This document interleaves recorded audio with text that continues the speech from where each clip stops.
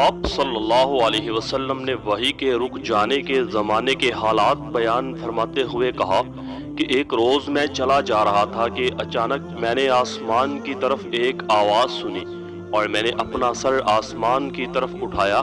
کیا دیکھتا ہوں کہ وہی فرشتہ جو میرے پاس غار ہیرا میں آیا تھا وہ آسمان و زمین کے بیچ ایک کرسی پر بیٹھا ہوا ہے۔ میں اس سے ڈر گیا اور گھر آنے پر میں نے پھر کمبل اوڑھنے کی خواہش ظاہر کی۔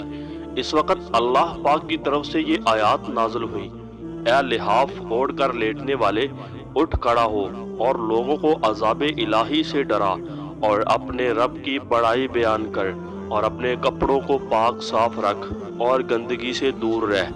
اس کے بعد وہی تیزی کے ساتھ پے در پے آنے لگی۔